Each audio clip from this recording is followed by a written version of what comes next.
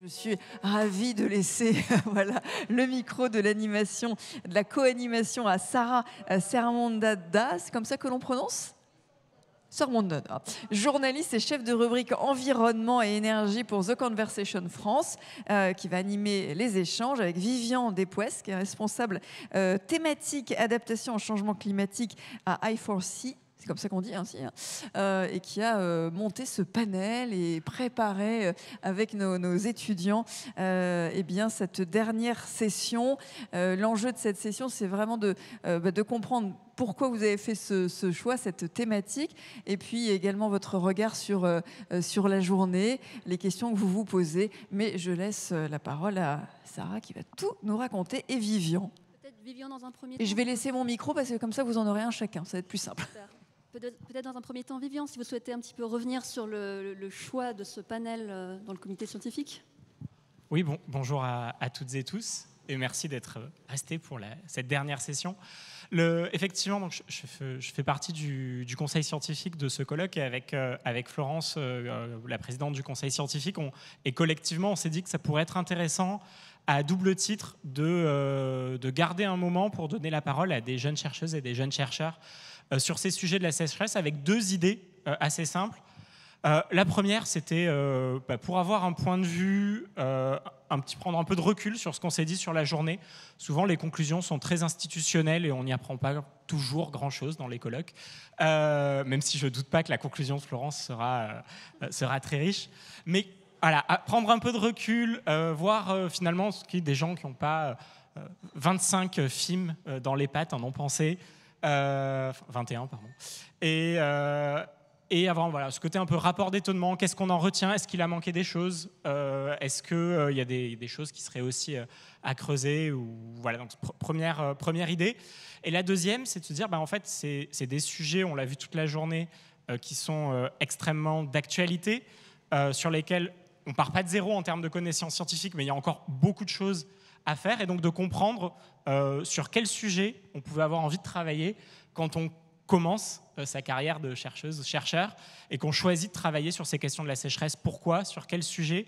En remarquant une chose en particulier, c'est que c'est des sujets qui sont extrêmement interdisciplinaires. Il y a des questions pour à peu près tout le panel, depuis les géosciences jusqu'à toutes les sciences humaines. Alors bien entendu, on n'a pas toutes les disciplines, mais on a essayé d'en trouver le maximum. Et donc voilà, c'était un petit peu l'idée de cette session. Oui, merci beaucoup Vivian, merci Karine, merci aux organisateurs d'avoir fait de la place aux étudiants et doctorants dans ce panel. Moi je pense que c'est super intéressant pour plusieurs raisons. D'abord parce que, comme Vivian l'a dit, la sécheresse et ses impacts, c'est quand même l'un des sujets transdisciplinaires par excellence. On a les sciences dures, la météorologie, la climatologie, l'hydrologie, la géologie, et j'en passe. Et on a évidemment les sciences humaines, la sociologie et la géographie, pour n'en citer que deux. Mais aussi parce que la science, en général, de manière traditionnelle, est plutôt organisée un petit peu en silos, même si on a de plus en plus d'unités qui sont interdisciplinaires. On va se concentrer, en tout cas au début de sa carrière de chercheur, sur un domaine, un sous-domaine, et faire progresser le savoir de cette façon-là. Sauf qu'évidemment, sur des sujets comme cela, on doit parler avec ses collègues d'autres disciplines. On doit aussi parler avec les acteurs de la société civile, on doit parler avec les décideurs publics, les décideurs politiques, économiques, également avec les citoyens, les médias. Donc l'exercice que vous allez réaliser, il est particulièrement formateur, je pense, à cet égard. La communication scientifique, c'est quand même, voilà, c'est quand même un des enjeux importants dans votre future carrière. On peut peut-être commencer à leur donner la parole, du coup Je vais peut-être dire, du coup, on va avoir 3 temps dans la session. Premier temps, vous proposer de nous présenter vos sujets de recherche assez rapidement, puis dans un second temps de réagir sur la journée, puis dans un troisième temps d'avoir une petite discussion sur la position de chercheurs, chercheuses aujourd'hui sur ces sujets. Oui, la place des médias par rapport à l'engagement citoyen, effectivement. Voilà, il y aura des choses à dire. On commence ? Ouais. Vas-y, peut-être commence. On va commencer par Mathieu, du coup. Il y a un ordre de slide. Ouais, il y a un ordre de slide. Je ne sais pas si c'est moi. Donc Mathieu Belin, vous êtes presque doctorant, mais pas encore. Vous êtes en pré-thèse, c'est ça, à l'école des ponts Paris-Tech. Ouais, alors pas exactement. Bon, oubliez les schémas, du coup, visiblement, il y a des bulles qui sont pas passées, donc c'est pas grave. Oui, du coup, moi je suis en stage actuellement, donc de fin de master. Enfin, j'ai fait mes études à l'École des Ponts et je fais mon stage au LMD à l'ENS. Et donc oui, je travaille sur les sécheresses en France métropolitaine.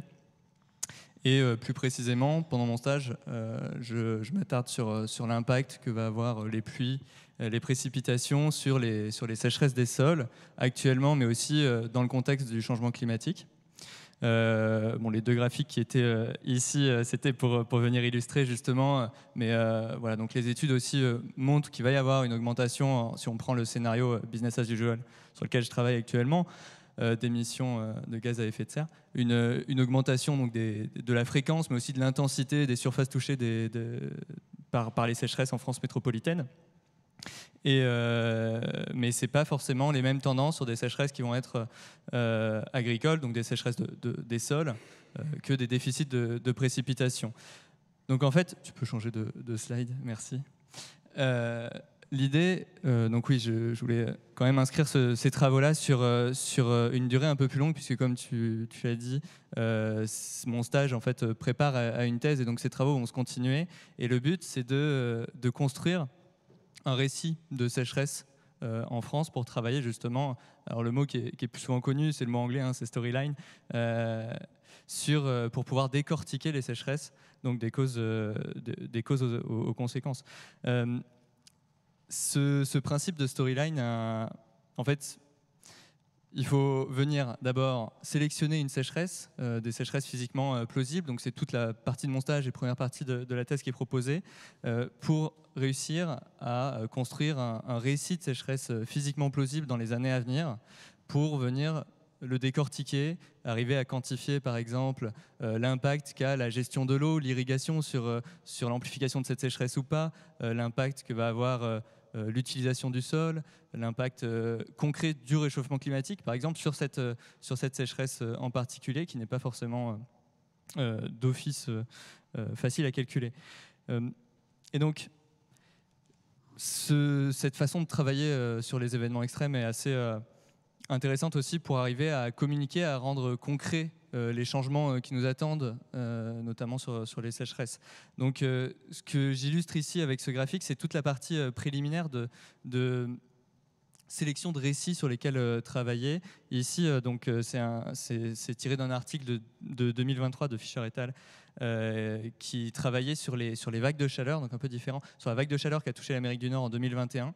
Et c'est donc arrivé à extraire dans les simulations des vagues de chaleur qui sont sensiblement, ont des caractéristiques similaires à la vague de chaleur qui a touché l'Amérique du Nord en 2021, suivant des conditions initiales différentes justement, pour arriver à évaluer cet aspect-là.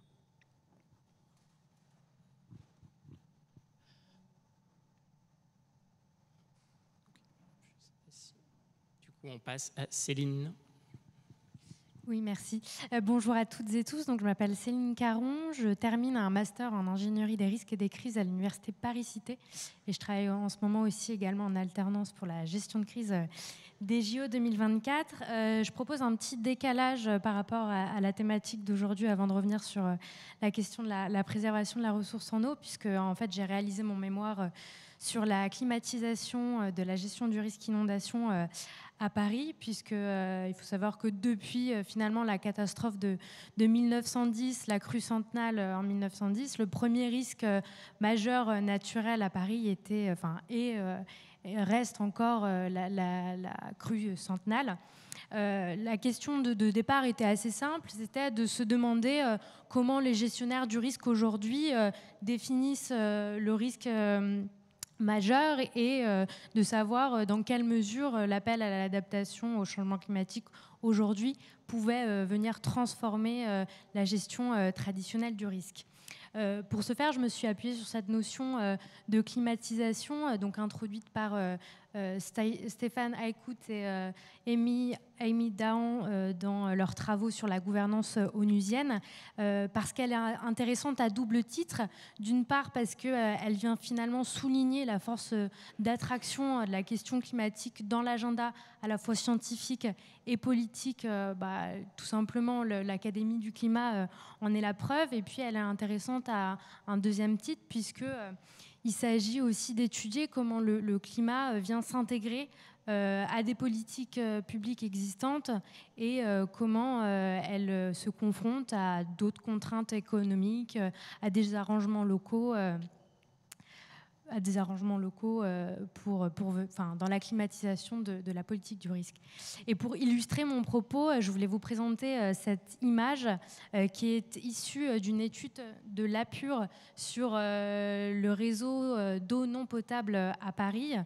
Et peut-être avant d'en parler, dire que depuis 2018, la ville de Paris a lancé un plan Paris Pluie dans le but justement de favoriser l'infiltration des eaux pluviales pour effectivement favoriser d'une part la réduction du risque de pollution de la Seine, la réduction du risque inondation, et puis également favoriser l'îlot de fraîcheur urbain ou encore préserver la ressource en eau. Et ce qu'on voit dans cette image-là, c'est que aujourd'hui, l'utilisation de l'eau non potable, c'est pas une norme en fait. Elle est loin d'être la norme aujourd'hui à Paris. Et quand on cherche un petit peu à trouver des données sur l'utilisation de l'eau potable par catégorie d'usage, ça reste compliqué. Donc peut-être que côté Eau de Paris, vous avez ces résultats, mais en tout cas, ils sont difficilement trouvables en libre accès sur Internet. Et donc voilà, c'était pour illustrer aussi les ambiguïtés politiques qui peuvent se poser entre un discours sur l'adaptation au changement climatique et les pratiques réelles et professionnelles, puisque finalement, une des premières critiques à l'infiltration des eaux pluviales, c'est que les eaux pluviales charrient aussi beaucoup de polluants sur les chaussées et des hydrocarbures qui peuvent aussi être une source de pollution pour les espaces verts, comme ici à Paris. Merci beaucoup. Donc on voit que les questions de données, elles commencent très tôt dans la recherche. Hajar ? Bonjour, vous m'entendez. Je m'appelle Hajar El Khelfi et je suis là en dernière année de thèse. Je travaille plutôt sur l'amélioration d'une modélisation hydrologique pour la simulation et la prévision des débits d'étiage dans le cadre du projet CIPRE. C'est un projet qui est financé par une ANR. CIPRE pour dire chaîne intégrée de la prévision hydrométéorologique des étiages et des sécheresses. Et donc là, ce que je voulais présenter un peu là, c'est que j'ai mis un peu une figure de la plateforme nationale Prémis. CIPRE s'était développé suite à la plateforme nationale Prémis qui regroupe 5 modèles hydrologiques pour la prévision des débits d'étiage. Et le but, en fait, dans CIPRE, c'était plutôt de développer des prévisions hydrométéorologiques plus fines et plus spécialisées. Et donc, le sujet de ma thèse, en fait, l'objectif principal de ma thèse de départ, c'était de développer une version semi-distribuée du modèle Présage, qui est développé par le Centre de recherche en géographie de Lellouter de l'Université de Lorraine, et dans le but de répondre aux objectifs du projet CIPRE. Et au cours des travaux, on s'est rendu compte que le modèle Présage, qui a été développé pour la période 1971-2003 et qui fonctionnait bien, qui arrivait à simuler les étiages, ne fonctionnait plus. Ça donnait plus de bonnes simulations sur la période que j'ai choisie comme période de référence. Pour ma période, c'était 2001-2020. Et donc, sur cette période, le modèle n'arrivait plus à produire des bonnes simulations et des hydrogrammes, des débits qui ne correspondaient plus à représenter en fait la réalité. Et donc, on se posait déjà la question, pourquoi le modèle ne marche pas? Est-ce qu'il y a vraiment un dysfonctionnement dans le modèle ou est-ce qu'il y a vraiment aussi des changements dans les données? Et c'était le cas. Niveau débit, par exemple, dans le bassin versant de la Moselle, là, c'est ma zone d'étude, au nord-est de la France, on a constaté une baisse des écoulements pour les étiages. Donc, on va dire une baisse des QMNH. Le QMNH, c'est le débit minimum mensuel de l'année et qui a baissé d'autour à peu près de 20% entre 1991-2019 et la période de référence que j'ai choisie, donc 2001-2020. Et pour un peu expliquer aussi d'où vient ce changement, donc on a cherché un peu à voir les données observées climatiques. Niveau pluie, il n'y a pas de signal, ça a été déjà dit qu'en fait, il n'y a pas vraiment une baisse dans les précipitations, plutôt c'est de la répartition. Et que le problème, ça se pose au niveau température, où on a vraiment on constate une augmentation de la température et de l'évapotranspiration, donc forcément, et surtout sur le massif montagneux qui est les Vosges. Et là, en fait, les Vosges, dans le bassin versant, c'est le château de l'eau de la Lorraine. Et en fait, tout ce changement et qui est vraiment trop remarquable dans l'amont en fait, du bassin versant.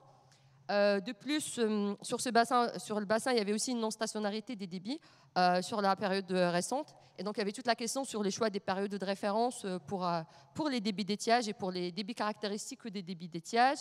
De plus, qu'on constate sur les étiages récents, juste pour donner un exemple, dans le bassin de la Moselle, on va dire qu'il y a des événements de 2015, 2017, 2018, 19, 20 et 2022. Donc, ce qui s'est fait vraiment 6 événements ou à peu près 5 événements sur la période des 10 ans par rapport, par exemple, à la période où le modèle a été développé, où il n'y avait que l'événement de 1976 et l'événement de 2003. Et c'est vraiment cette successivité d'événements. Et le deuxième constat sur les événements d'étiage, c'était aussi qu'on avait des étiages plus longs dans la durée. Et qu'à un moment, en fait, aussi, il y avait, et que les étiages n'arrivaient plus à baisser. À un moment, le débit n'arrivait plus à baisser, c'est comme si on avait des seuils. Et donc, c'était cette question-là de voir comment adapter le modèle par la suite à toutes ces observations, à tous ces changements. Et donc, c'était le but un peu de la première partie, on va dire, de revoir en fait tout le modèle, revoir en fait toutes les pratiques de la modélisation.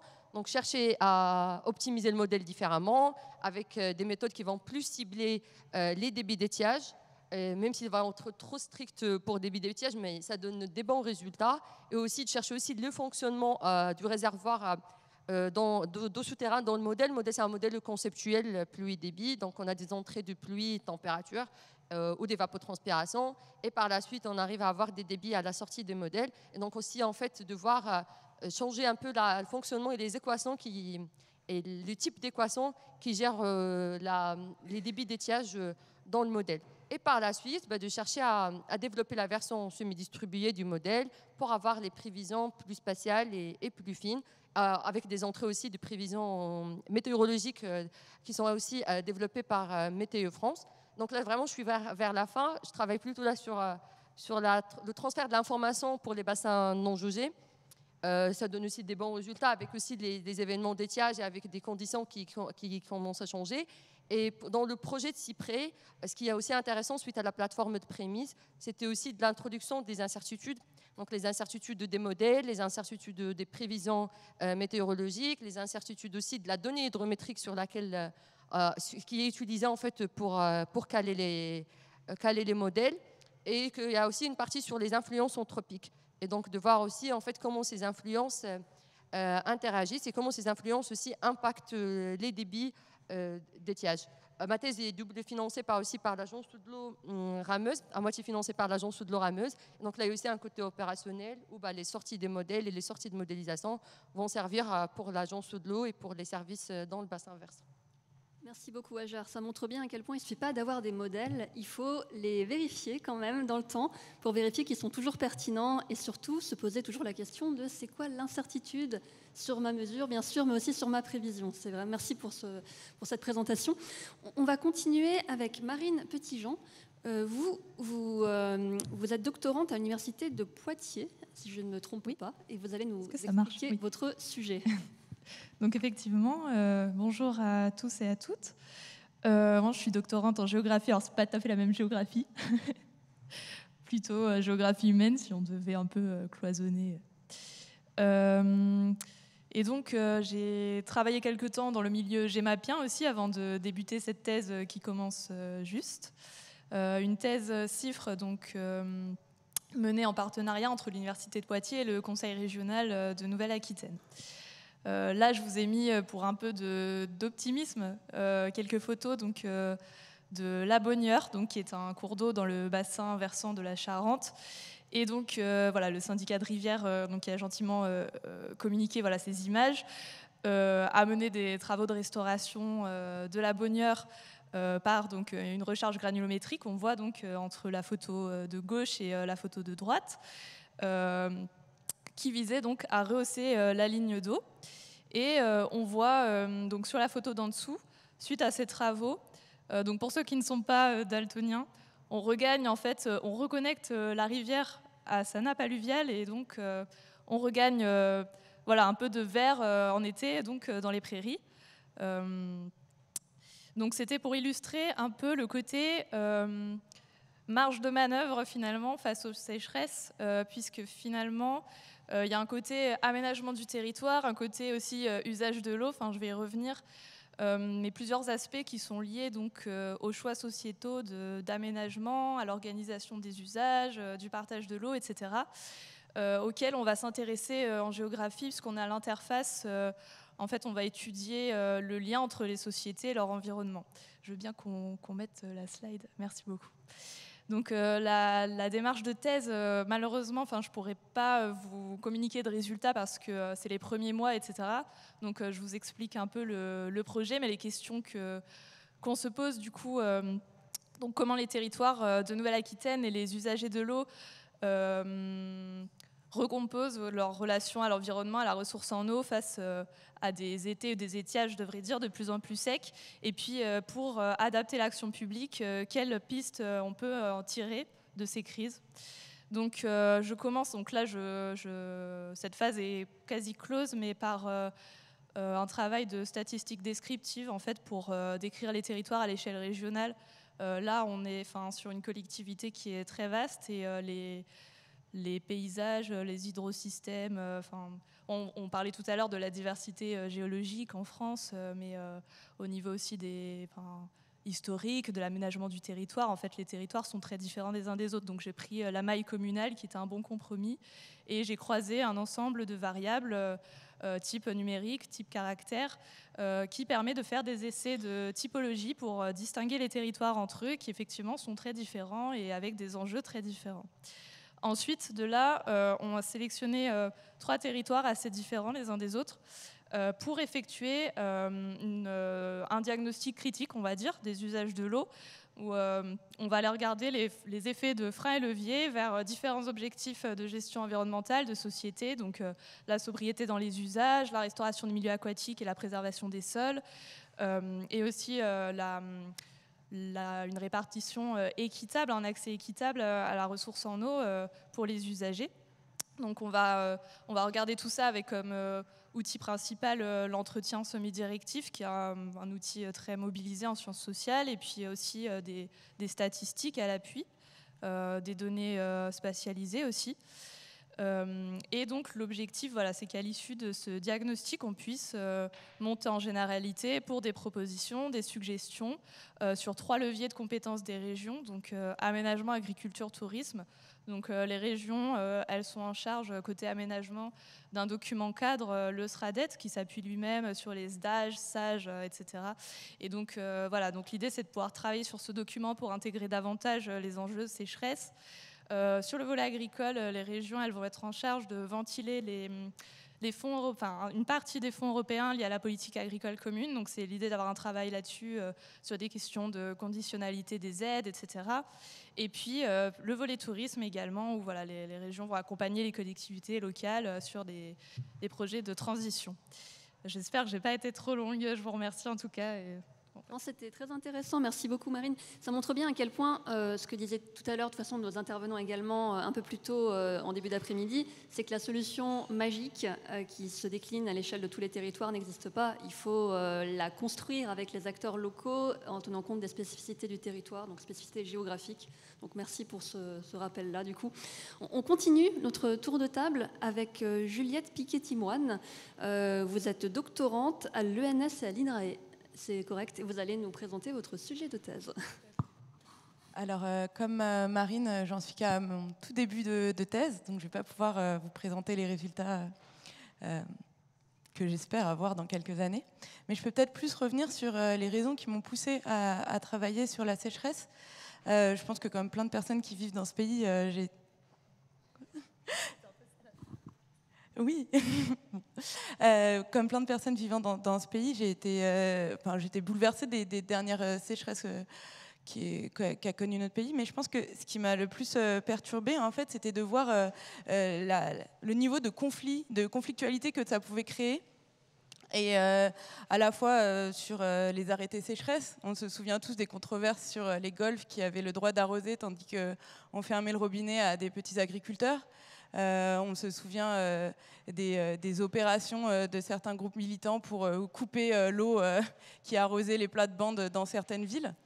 Et j'avais l'impression que finalement les politiques qui essayaient de répondre aux sécheresses avaient du mal à en prendre en compte ces conflictualités, avaient du mal à comprendre un peu les logiques propres à chaque acteur et que fatalement, en fait, les gestionnaires achopaient sur ces incompréhensions fondamentales.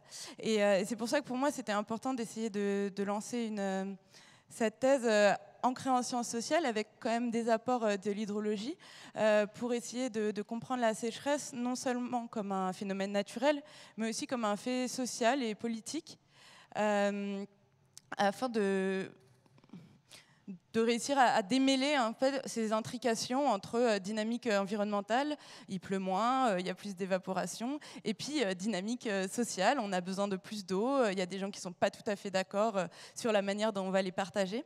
Et au-delà du partage de l'eau, une de mes premières questions, c'est la manière dont les personnes font sens de leur environnement qui s'achète.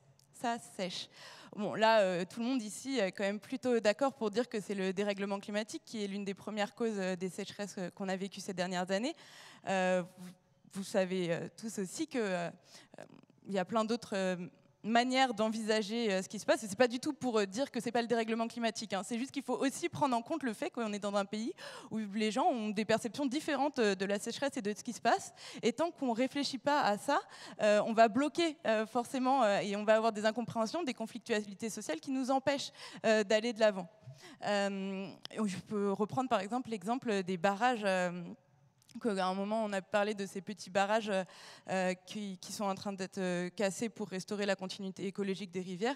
Il se trouve qu'il y a plein de personnes qui s'imaginent que ces barrages, c'est eux qui permettent d'empêcher la sécheresse. Bon, on peut dire que ces personnes sont juste à côté de la plaque et se trompent, certes, mais ce qui me semble important, c'est aussi de vraiment essayer de restituer leur logique propre, leur rationalité propre, pour éventuellement ensemble transformer ces perceptions. Un deuxième, donc, perception sociale des sécheresses, premier volet de mes recherches. Deuxième volet, ce serait plus de voir quelles sont les pratiques ordinaires face à la crise. Et c'est complètement lié à la manière dont on va les percevoir.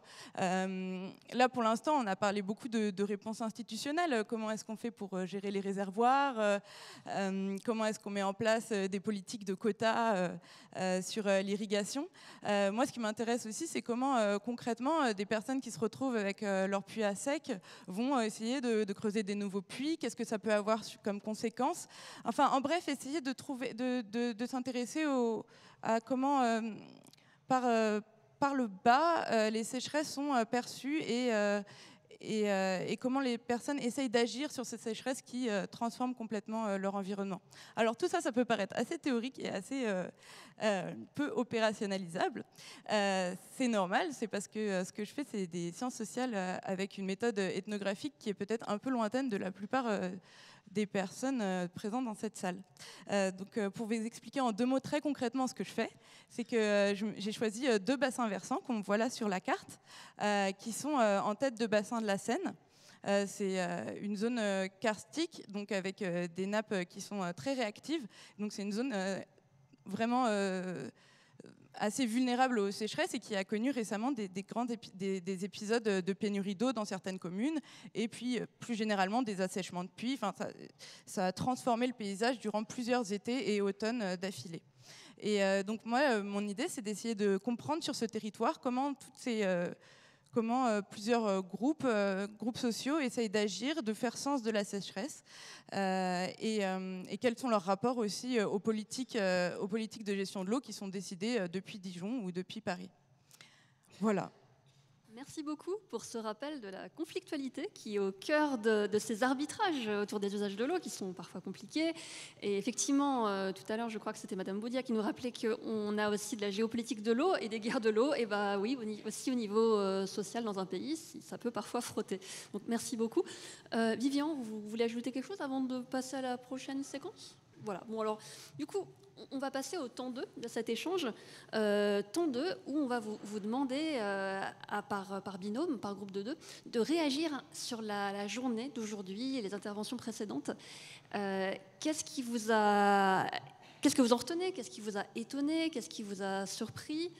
Aussi bien dans les propos des autres chercheurs que peut-être plutôt des décideurs ou des acteurs, en tout cas, de la ressource en eau. Voilà, donc on va peut-être commencer avec notre premier binôme, du coup, Mathieu et Céline. Si l'un d'entre vous souhaite commencer. D'accord. Oui, au-delà du fait, peut-être dire tout d'abord que toutes ces sessions étaient très riches et ont été assez inspirantes, et je trouve ça très intéressant de détailler les différentes natures de sécheresse. Mais je voulais peut-être revenir sur un point, puisqu'on a vu beaucoup de modèles, de données qui ont été présentés durant toute la journée, et ça pose quand même la question du transfert de ces connaissances vers la société, vers les décideurs politiques, où il y a quand même aussi, il peut y avoir des sujets aussi économiques à ce transfert de données.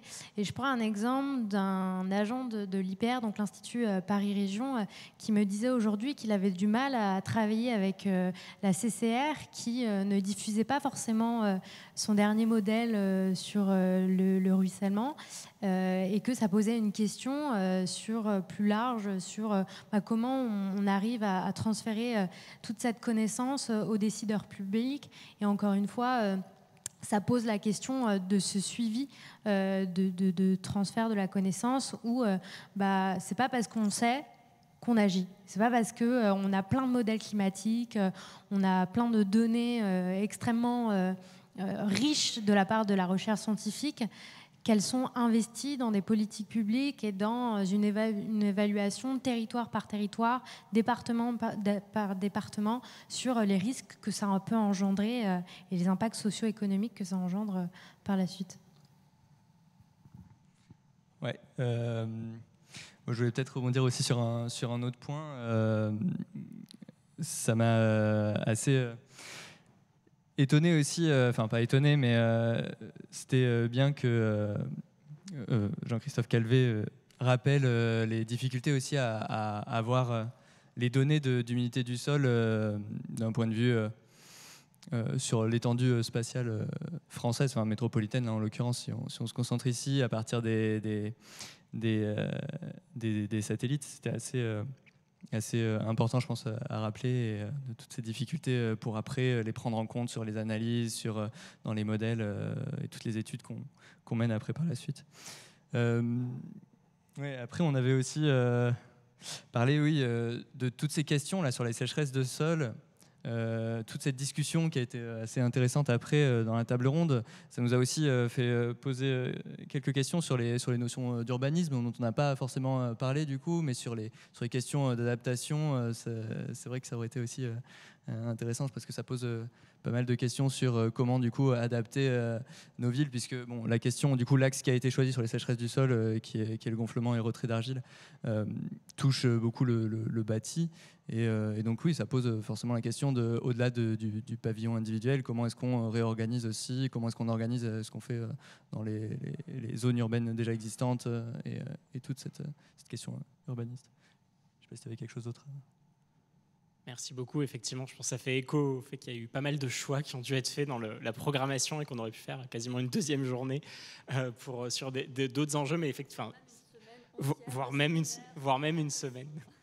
Et peut-être pour rebondir très rapidement sur le premier point sur les données, c'est d'autant plus intéressant à souligner sur une table ronde où a priori on était avec des acteurs qui ont l'habitude de travailler avec des modèles, enfin les assureurs, et d'échanger avec des scientifiques. Donc c'est peut-être même pas le cas où c'est le pire, mais donc c'est intéressant à souligner.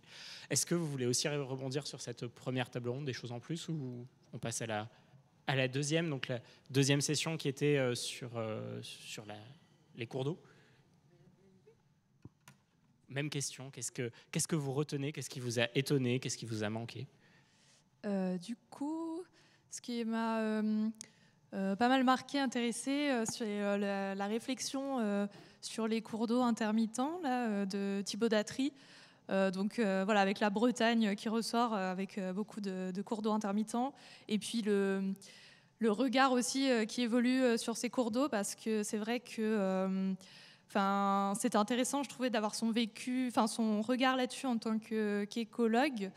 Parce que c'est vrai que en histoire des sciences, etc., on voit que l'hydrologie et la géographie physique se sont construites en fait avec un certain point de vue centré sur l'Occident, le Nord en fait, puis l'idée qu'une rivière en bonne santé est une rivière avec un fort débit, etc. Et puis ça engendre aussi une certaine manière de concevoir l'aménagement, et puis très basé sur l'hydraulique, etc. Et je trouvais intéressant son retour là-dessus. En tout cas, ça fait écho à des choses qu'on voit aussi en sciences sociales. Par ailleurs, je trouvais intéressant le retour aussi du département des Pyrénées-Orientales, parce que c'était assez concret en fait sur le vécu des acteurs économiques, notamment dans le monde agricole. Concrètement, la sécheresse, ce que ça implique en termes de perte de récolte, etc. Et parce que c'est vrai que c'est important aussi de se rendre compte qu'en fonction aussi de son métier, en fonction de où est-ce qu'on se situe, etc., c'est pas forcément le même vécu de la sécheresse, et que c'est pour ça que c'est important que ça soit aussi l'affaire de tous par rapport à ça, de se poser des questions, d'essayer des nouvelles choses. J'étais un peu marquée par ces deux choses-là. Oui, merci. Pour rebondir un peu, moi aussi, ça m'a interpellée cette première, ce keynote sur les rivières intermittentes, puisqu'on n'en parle pas assez, et que la sécheresse de 2022 a montré qu'il y avait même des gros cours d'eau comme la Loire qui s'est séché sur certaines parties. Moi, je sais que notre modèle, il traite pas des rivières intermittentes. On a vraiment toujours un débit qui coule. Donc, c'est aussi surprenant de voir, et ça m'a interpellé de voir aussi sa vision éco-hydrologue, mais aussi de le voir aussi d'un point de vue hydrologie, et de se demander que si d'ici dans le futur, on va avoir plusieurs cours d'eau qui vont s'assécher, comment déjà prévoir ça et comment le prendre en considération dans la modélisation. Dans la table ronde, il y avait les échanges, deux exemples, avec l'exemple de Pyrénées-Orientales et la sécheresse que le département vit depuis 2022, et aussi un exemple avec le Rhône, avec un département avec un autre contexte différent. Et ce qui m'a interpellé le plus, c'était vraiment cet échange sur le refroidissement des centrales nucléaires, parce que c'était... dans le bassin versant de la Moselle, pour prendre l'exemple, nous, on n'a pas de souci d'agriculture parce qu'il n'y a pas d'irrigation, ou même s'il y a d'irrigation, des prélèvements qui représentent 1%, c'est plus vraiment le refroidissement de la centrale de Cattenom qui est parmi les grands enjeux dans le bassin, et que je trouvais super intéressant d'aborder cette idée, de parler aussi que c'est un enjeu, que là, en 2022, il y avait une partie qui était fermée puisqu'il y avait des soucis pour le refroidissement avec les températures aussi des cours d'eau. Donc, je pense qu'il y a aussi cette question de voir plus tous les besoins, qu'il y a des spécificités par bassin, des spécificités par terrain, et que ça dépendrait pour des situations. Par exemple, pour moi, c'était 2018, ça aurait été une sécheresse partout en France, mais ce n'était pas le cas en voyant un peu les graphes et tout ça, que ça touchait plus par certaines régions, certains départements, pas d'autres. Et donc, en fait, il y a des événements par bassin, mais il y a aussi des spécificités par bassin, et je pense que la table ronde a permis de souligner ça.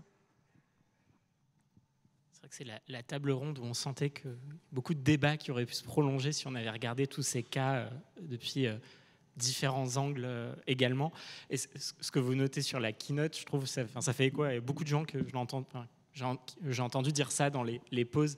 C'est vrai que c'est un des aspects dont on entend très peu parler, ces dimensions-là. Et c'est vrai que les raisons pour lesquelles aussi que ce soit la frontière de discipline, c'était assez intéressant. Continue, du coup. Allez, donc, session 3, les aquifères. Je vais faire le binôme monôme, seul.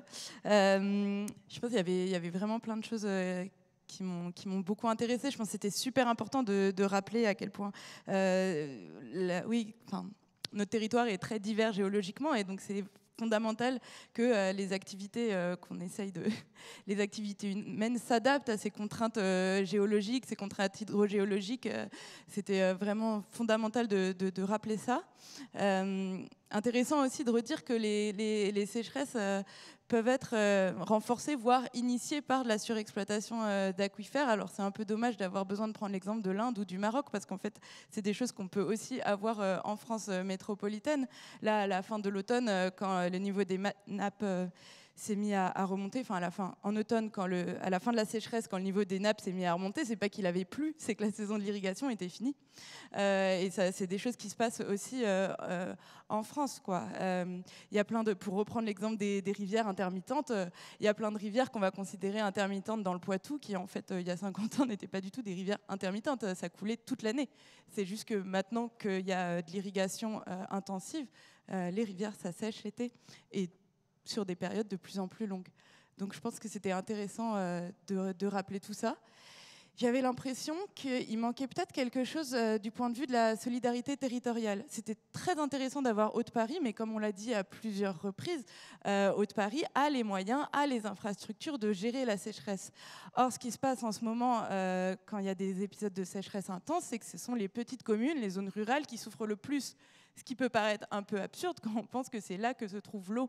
Et donc je pense que c'est vraiment important de réfléchir ensemble à comment essayer de créer une solidarité au niveau des territoires qui fait que ce ne soit pas forcément les plus petites communes qui se retrouvent à payer très très cher des citernages d'eau potable sans jamais que... la puissance publique y participe. Plus généralement, c'est la question de la socialisation du risque, enfin au sens de la mutualisation du risque lié aux sécheresses, qui a été abordée quand même avec la question des assurances, qui a été aussi un petit peu abordée, je remonte du coup dans d'autres panels, mais ça me semble important de le redire, sur la question des agriculteurs qui ont ce stress en fait année après année de qu'est-ce qui va se passer si on a encore une année sèche. Pour l'instant, c'est pas du tout mutualisé ce stress et il y a très peu d'argent d'argent public qui permettent de pallier ces manques de rendement. Je pense que c'est à peu près tout. Merci à tous pour vos retours d'étonnement.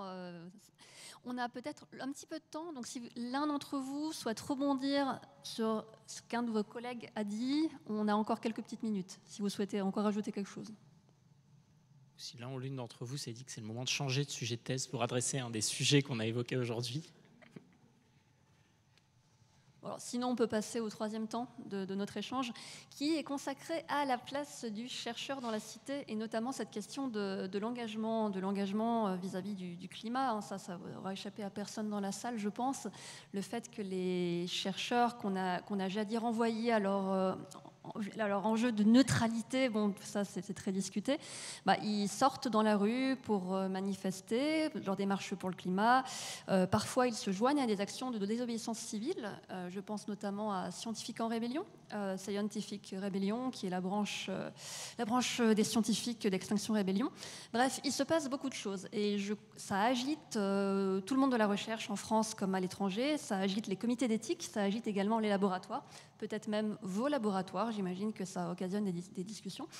Et du coup, on voulait un petit peu savoir ce que vous, futurs chercheurs, jeunes chercheurs, vous pensez de la place du chercheur dans la cité par rapport à ces questions-là. Est-ce que le chercheur doit défendre ses idées? Doit-il militer ou juste rester dans son labo et faire progresser la recherche comme un acte militant? Enfin, je ne sais pas, il y a toute une palette de réponses possibles.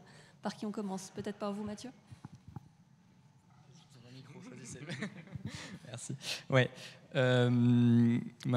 Déjà, moi, je viens pas forcément d'un milieu très proche de la recherche, et c'est un peu toutes ces actions qu'on a pu voir avec des chercheurs qui commencent à prendre des positions. Je pense notamment à Florence Abette sur les méga-bassines, où je pense que c'est important d'avoir cet aspect-là, de prendre des positions quand quand c'est assez clair aussi, et qu'en face, on commence aussi à entendre beaucoup de bêtises et faire un peu n'importe quoi. Mais il y a aussi un aspect, je pense, qui est assez essentiel, et ça, ça a toujours été le cas dans la recherche, mais je pense d'autant plus sur les sujets climatiques. En fait, c'est vraiment la vulgarisation, parce que finalement, le changement climatique, ça pose des questions avant tout social et politique, sur comment est-ce qu'on s'organise, sur faire l'état des lieux de notre système, de nos sociétés, et comment est-ce qu'on fait pour s'adapter, mais aussi pour limiter, qu'est-ce qu'on doit faire, qu'est-ce qu'on doit changer. Et je pense que là-dessus, l'intervention de notre grand témoin a été assez intéressante aussi tout à l'heure, si je devais résumer, pour paraphraser un de nos illustres ancêtres, celui qui ne connaît pas l'histoire est condamné à la revivre. Et je pense qu'on a beaucoup, du coup, en tant que chercheur, de vulgarisation à faire pour mettre la connaissance à disposition de ces débats sociaux et politiques, et dans tous les domaines de recherche, et aussi dans l'interdisciplinarité qu'on a. Ouais, je pense que du coup, le forum de la météo et du climat, météo et climat en général, et The Conversation diront pas le contraire, effectivement, et qu'il y a probablement aussi plein de manières de le faire différentes. Oui, si je peux rebondir, effectivement, l'un des nouveaux rôles du chercheur, c'est aussi cet enjeu de vulgarisation, de communication, de répondre aux questions souvent des médias et parfois du public lui-même. Mais on voit ces derniers temps que parfois ça dépasse quand même, ça suffit pas. Quand vous prenez certains climatologues, ils ont l'impression de répéter la même chose depuis 20 ans. Au bout d'un moment, ils ont envie que ça change, et du coup, ils se sentent un petit peu obligés de trouver d'autres moyens d'agir. Donc on voit bien un petit peu que chaque exercice a sa place, mais aussi ses limites probablement. Ouais, j'avais deux, mais on continue le... Je pense que souvent, il y a un peu une confusion entre engagement du chercheur, engagement politique du chercheur, et simplement engagement civique de diffusion, de vulgarisation de la connaissance. Et c'est très souvent en fait qu'on reproche à des scientifiques de s'engager et d'aller contre leur neutralité, alors qu'en fait ils font juste ce qui me semble être leur travail le plus important, qui est de diffuser la science, de diffuser leurs connaissances. Et je pense qu'il faut qu'on soit aussi attentifs, nous, à pas tomber dans ce piège où en fait la plupart du temps, quand des scientifiques prennent la parole publiquement, c'est exactement leur métier, en fait, c'est exactement leur travail que de dire haut et fort leurs résultats. Et c'est des choses qui ont pris du temps pour la communauté des climatologues, en fait, à venir, parce que c'était des personnes qui avaient moins l'habitude d'aller dans la sphère publique. Des économistes ont beaucoup moins honte d'aller de parler de leurs résultats, alors que des climatologues, en fait, on a dû attendre des décennies. On a peut-être perdu beaucoup de temps avant qu'ils osent prendre la place pour faire leur métier, en fait. Et moi, il y avait autre... Ouais, ça dépend lesquels. Et il y a autre chose que je voulais ajouter, c'est qu'en fait, il me semble que c'est assez ironique comment on reproche souvent aux scientifiques qui vont prendre position contre des choses qui sont dans l'ordre, comment dire, je reformule. Il y a énormément de choses en ce moment qui se font, qui sont censées être basées sur la science. La plupart des promoteurs de la géo-ingénierie, par exemple, expliquent que c'est basé sur la science qu'ils font. Et là, on reproche assez peu aux gens d'utiliser la science à mauvais escient. Hein. Enfin, on leur dit pas, vous devriez pas dire que c'est basé sur la science, alors qu'en fait, il y a peu de choses qui prouvent qu'on a besoin de géo-ingénierie, n'est-ce pas ? En revanche, quand on a des scientifiques qui s'engagent dans Scientifiques en rébellion, ou qui vont publiquement émettre des doutes sur la pertinence de faire des méga-bassines dans toute la France, là, on considère qu'ils utilisent la science d'un mauvais... qu'ils ne devraient pas s'exprimer ainsi au nom de la science. Et donc je pense qu'il faut faire attention aussi à quel discours on autorise ou pas, quand est-ce que la science a le droit de s'exprimer ou pas. Merci pour ce rappel qu'effectivement, ça peut être politisé dans les deux sens. Et c'est vrai que sur la géo-ingénierie, qui n'est pas encore trop présente dans les débats médiatiques, mais qui va probablement le devenir, vous avez tout à fait raison. C'est vrai que c'est politisé aussi dans un autre sens. La science de toute façon... Est-ce que la science peut être non politique? Ça, c'est encore un autre débat. Je voulais juste réagir sur ce que vous disiez, Juliette, sur le fait que le travail des chercheurs, que des passeurs de science auprès de la société civile, et qu'on ne peut pas leur reprocher de faire cette tâche-là, cette mission-là. Je pense qu'il y a aussi deux niveaux à ce niveau-là. C'est qu'il y a le rôle de passeur de science sur ses propres enjeux de recherche. Après, il y a aussi l'engagement sur la crise climatique. Si je me souviens, quand on regarde les gens de Scientist Rebellion, on trouve pas que des gens qui travaillent sur le climat, on trouve des astrophysiciens, on trouve toutes sortes de chercheurs. Et je crois qu'il y a eu des comités d'éthique qui ont rendu des avis il y a quelques mois sur à quelles conditions les chercheurs peuvent mettre en avant leur affiliation à telle ou telle institution dans le cadre de ces actions-là. Et je crois que certaines avaient conclu que les chercheurs pouvaient se prévaloir de leur affiliation uniquement quand il y avait quand même un lien explicite, assez facile à tracer entre leur sujet de recherche et l'action politique menée. Enfin, tout ça devient assez... C'est vrai que le chercheur a sa place de producteur de savoir dans la cité, et parfois il ne peut pas forcément se prévaloir de ce rôle-là selon le thème. Et juste en fait, pour rebondir sur le rôle de chercheur, je pense qu'on doit être préparé à faire cet exercice, parce qu'on l'a vu suite aux événements récents, et qu'on est sollicité, que les chercheurs et les scientifiques sont sollicités pour expliciter en fait les faits. Et je pense que en tant que scientifique et chercheur en 2024, il faut qu'on fasse en entraînement et qu'on se prépare à cet exercice, plus des formations de vulgarisation, de médiatisation, de comment aller vers le grand public, et aussi de chercher les mots, et parfois dans des débats où c'est politisé aussi, de savoir en fait d'expliciter les faits scientifiques, et de faire aussi cette différence, de dire voilà les faits scientifiques, voilà les constats, mais voilà aussi ce qu'on propose. Parce que je pense que le débat, récemment, c'est pas plus que sur les faits, mais c'est sur les solutions proposées. Est-ce qu'on fait des solutions fondées sur la nature, ou est-ce qu'on choisit des solutions à court terme, à long terme? Donc je pense aussi que c'est vraiment de faire cette différenciation, de dire déjà le fait, parce que désolé, mais sur les réseaux, on a encore du monde qui conteste les faits scientifiques et qui disent qu'il n'y a pas de changement climatique. Et il faut juste voir la pluie du mois de mai, et on va dire que non, il n'y a pas de changement climatique. Et qu'il pleut. En fait, tant qu'il pleut, il n'y a pas de sécheresse. Et donc, en fait, je pense qu'il y a aussi deux exercices à faire. Un exercice de vraiment bien expliciter les faits, avec des données bien simplifiées, de la vulgarisation. Et un autre exercice sur les solutions, qui sont aussi basées sur des prototypes et sur aussi des faits, mais aussi de faire la part des choses. Oui, merci. Mais c'est pour ça que j'aimerais aller encore plus loin, et que j'aimerais inverser la question pour dire quelle est la place que la société donne aux scientifiques.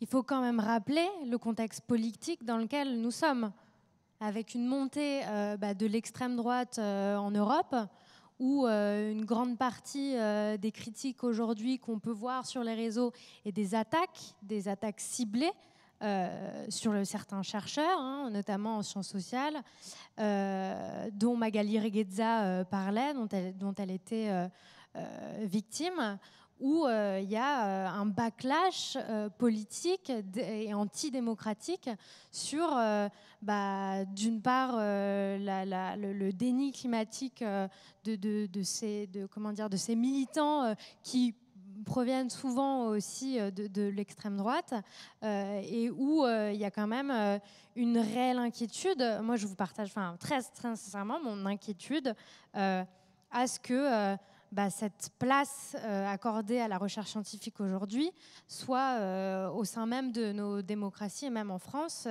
minorée, censurée, et où ça pose une deuxième question: quels moyens on donne aujourd'hui à la recherche scientifique, à l'heure où les universités françaises ont du mal à boucler leur budget, et où le président de la République dit qu'il faut multiplier les formations Bac+1 parce que la recherche scientifique, et parce que les Bac+5 sont pas assez utiles, et où il faudrait des formations pour construire les viviers d'ingénierie technique et territoriale de demain, notamment pour assurer la transformation écologique et nucléaire que le gouvernement veut aujourd'hui.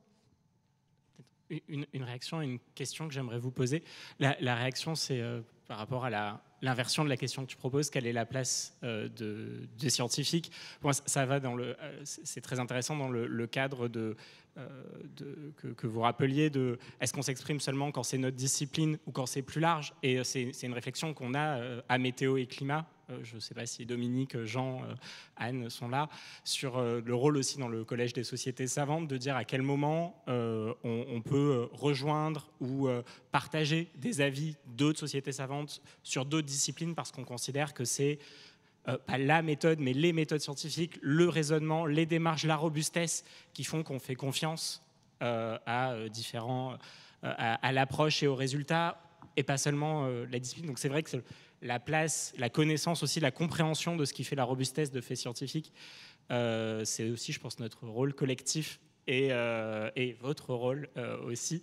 Et ça m'amène à la question que je voulais vous poser, qui rejoint tout à fait le point sur la formation. On vous a demandé tout à l'heure aussi pourquoi vous avez choisi de travailler sur ces sujets. Et puis, on pourrait presque élargir la question du pourquoi, mais pourquoi faire après? Parce que c'est vrai qu'on peut faire une thèse pour faire de la recherche fondamentale. On a aussi compris toute la journée qu'à des moments de la compréhension scientifique, de la capacité à dialoguer avec des scientifiques, à comprendre tous ces phénomènes hyper complexes, en fait, on n'en aurait pas besoin que dans les universités. Et voilà, on parlait de diffusion. Moi, j'ai fait pas mal de sociologie des sciences. Je travaille dans un think tank. On voit qu'en fait, ça se diffuse pas. Il suffit pas de communiquer. Ça se construit, les relations. Ça se met en politique aussi. C'est des choses qui prennent beaucoup de temps. C'est un travail en soi. Et donc, voilà, peut-être la question que je voulais vous poser aussi, c'est, alors je ne sais pas si vous savez déjà ce que vous voulez faire à la fin de vos thèses respectives, mais est-ce que, voilà, est-ce qu'à des moments, vous avez aussi l'impression, ou dans les gens autour de vous, que faire ce type de travaux, s'engager dans ce type de voie, c'est aussi possiblement pour avoir des choses à dire, des choses à faire ailleurs que dans des revues à comité de lecture?